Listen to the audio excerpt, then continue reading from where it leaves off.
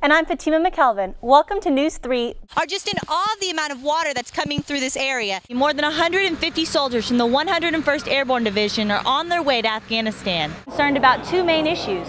The first is restoring the natural habitat of the creek before the flood. And Casey, when I think of television sets, I think of course the news. Another new thing about Bonnaroo, in years past, this stage used to be temporary.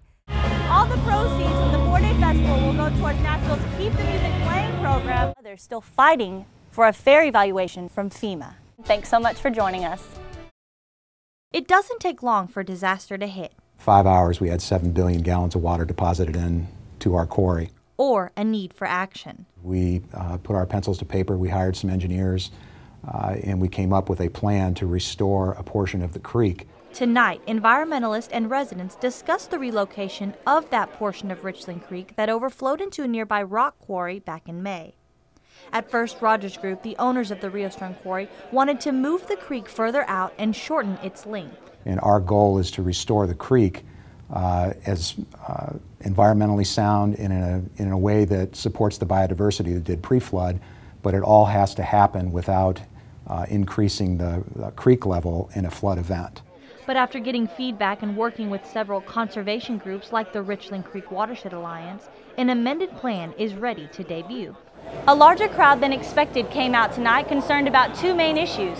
The first is restoring the natural habitat of the creek before the flood, and the second is keeping the original flow. The proposed plan now is quite the opposite: to move the creek further from the edge of the quarry without forfeiting its length to help restore the creek bed and habitat that's already been lost. I believe everybody really wants better water resources and places to play and fish and paddle.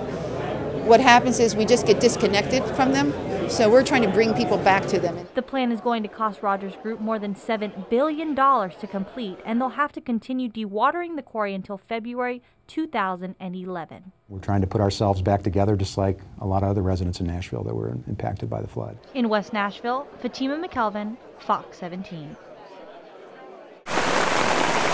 What started off as a rainy day turned into a 2-day catastrophe event for many parts of Middle Tennessee.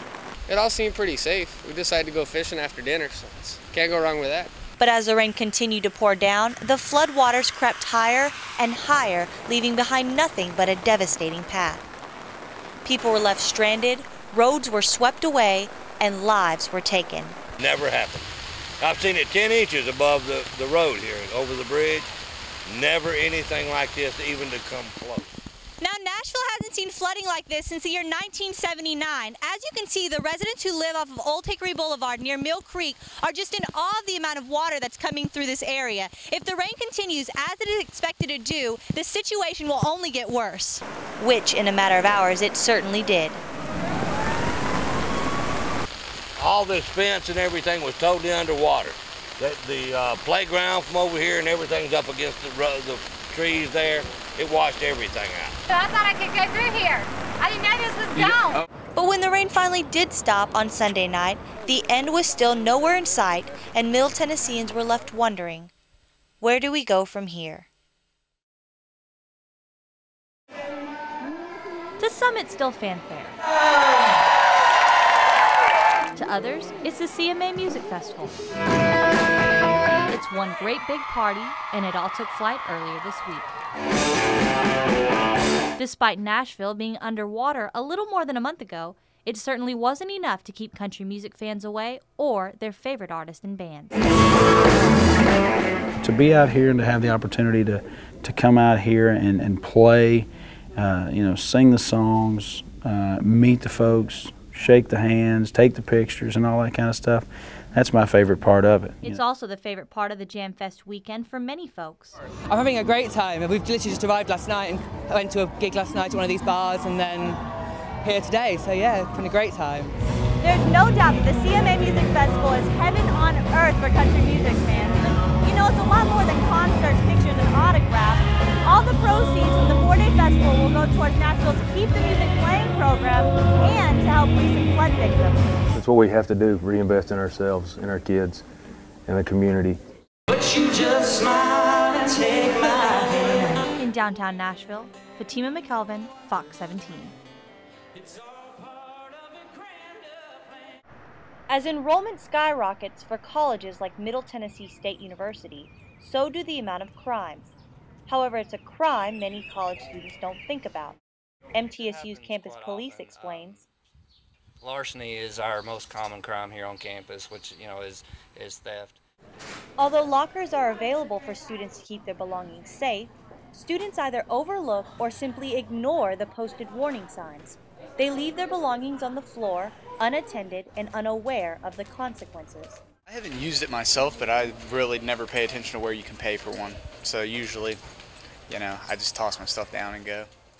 The Tennessee Bureau of Investigation reported that there's been a 35% increase in thefts on college grounds as of last year.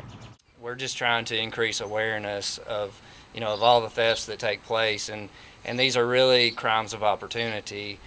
Although most stolen items aren't returned, for some students they get that lucky break. Give me my wallet without nothing stolen. There are good people out there. They're just hard to find now. It's like a gamble.